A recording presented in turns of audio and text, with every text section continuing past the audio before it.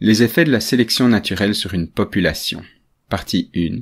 Sélection diversifiante, stabilisante et directionnelle. On a vu ensemble que la sélection naturelle va favoriser les caractéristiques les plus adaptées au milieu.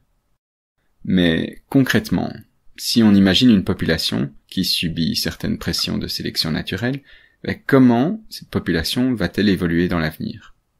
Eh bien, différents cas de figure peuvent arriver. Si on imagine la distribution d'une caractéristique d'une population, comme par exemple, la taille, par cette courbe bleue, ici on compte le nombre d'individus qui ont cette taille-là, et cette taille-là, et cette taille-là. Tu vois qu'on a beaucoup d'individus avec une taille moyenne, et puis certains nombres moins élevés dans les extrêmes. Comment est-ce que cette distribution de la taille va changer au cours du temps? Il y a plusieurs cas de figure. Regardons le premier cas. Imagine une population de souris qui vit dans un habitat où on trouve du sable clair et des taches d'herbe haute qui sont plus foncées. On peut imaginer que les souris pourraient avoir initialement toute une série de pelages différents, et que les souris qui se camouflent le mieux sont celles qui survivront le mieux. Eh bien, dans ce cas, les souris survivent mieux si elles ont un pelage clair pour être moins visibles dans le sable, ou alors si elles ont justement un pelage foncé et peuvent bien se cacher dans les hautes herbes. Les souris les moins avantagées seraient peut-être celles au pelage intermédiaire, qui seraient bien visibles dans chacun des deux environnements. À terme, on pourrait voir une diversification des pelages, plus de phénotypes extrêmes, très clairs ou très foncés, et moins de phénotypes intermédiaires. Ce type de sélection, qui favorise les phénotypes extrêmes, s'appelle la sélection diversifiante.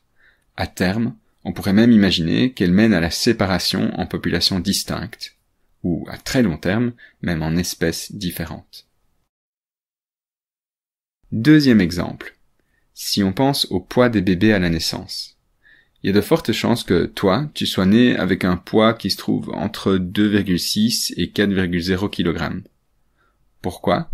Parce que les bébés nés avec un poids inférieur sont plus susceptibles d'avoir des problèmes respiratoires au début, de perdre trop de chaleur, d'attraper des infections, etc. Tandis que les bébés plus gros ont généralement plus de mal à naître par voie basse. Ces deux facteurs favorisent les bébés au phénotype moyen, défavorisant les extrêmes. C'est ce qu'on appelle la sélection stabilisante. Mais tu te rends compte, cet exemple, il a en fait ses limites. Avec les progrès de la médecine actuellement, ces facteurs de sélection sont aujourd'hui moins importants que ce qu'ils n'étaient pendant la vaste majorité de l'histoire de l'humanité. D'ailleurs, toi, tu es peut-être né à moins de 2,6 kg, ou à plus que 4, tant mieux pour toi. Et troisième cas de figure, imagine une population de girafes dont la nourriture se fait rare, et seules les plus hautes branches des arbres disposent d'un feuillage abondant et délicieux. Les girafes au plus long cou sont favorisées par rapport à celles qui ont des coups plus courts. Dans ce cas, la sélection naturelle favorise un extrême. C'est la sélection directionnelle.